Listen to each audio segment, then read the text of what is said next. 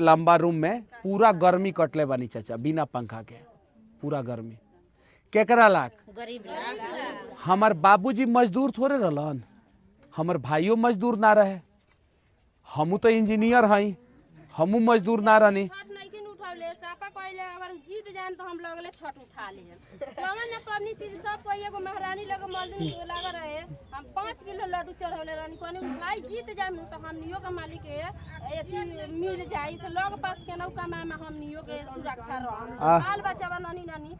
सही ढंग से हर चीज जीत जाए बना दे तो हमनियो के बाल बच्चा कोनो ऐसा चीज देखेला हो जाए। हम का बहुत ऐसा चीज अपने के मोबाइल में देखी ले हर चीज पबनी तीज अभी छठ नहीं की कहले मने मने बानी चाहिए जीत जाए मोदी हम छठ वही साल उठा। हाँ यही लगे महारानी के मेला लागेला, वही महारानी के मेला लगे हम 5 किलो लड्डू मन गुत्ते सापा चढ़ले बानी कहनी ना जीत जाए जब भैया तबे हमनी का महारानी लगे हम एथी चढ़ा फिर बोझ। और रउआ जब छठ उठाए तो हम रउआ ले गए ई वादा करता छठ नहीं की उठावले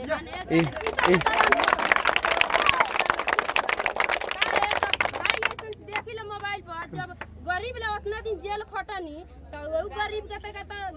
एथी रहे के चाहिए से लोग पास केनो मजबूर हो जाता आदमी कमाई अपना घर दुआर उतना उतना दूर तो ट्रेन ना एथी दूर पास से एथी करे जाई आदमी वही के चलते हम सापा मोबाइल में देखिले तो कहले चले जीतो ना तले हम छठ ना। ये दिल के आवाज है, गरीब के आवाज है, गरीब के वही आवाज बा। हमनियो के 3 गो बाल बच्चा बा अपने जीत जाए तो हमनियो के 3 गो बाल बच्चा कहीं एथी होई पढ़ी लिखी तक वो कनियो के आगे मारे के व्यवहार होई सापा दिन रात मोबाइल में देखिले कोई लोग भैया जीत जाम तबे हम छठ उठाएम आ महारानी लगे हम खिरबो जान हम अपन जवन मर्जी तवन के लगे चुनरी लड्डू सब। दीदी यहाँ के केहू के नंबर ले लेम आ हम एक बेर और ही आम दीदी रउआ लगे एक बेर हम जेरानी हम अपन देखावे एथी त हम कनी देख लू भैया जीत जाम नु त सब चीज हम करे माने उनकर हम व्यवहार दे के खाली मोबाइल में हम अपने इला नॉर्मल हम मोबाइल में देखिले आ एथी करिले जने कनी जीत जान तो गरीब के एथी तो होनु जाई आज एथी एथी बाल बच्चा है ने होने जाई त सब लोग के एथी मिले क्लास ला सारी हो जाई त सब आदमी वही में रही।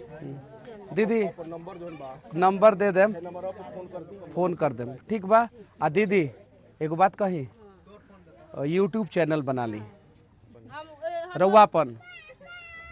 समझनी ना, अब बोली अच्छा बोलता नहीं खराब नहीं की बोलत रउआ खराब हम जब से हम अपने के रउआ जैसन आदमी के बोलल जरूरी बा। हम कहले उनका का हम कोनो काल में हमर जहां के आदमी होई तहां के वोट दिवाम सना हम का ना कोई दी तो हम अपन दुनिया छान के जहां रह उनका का हम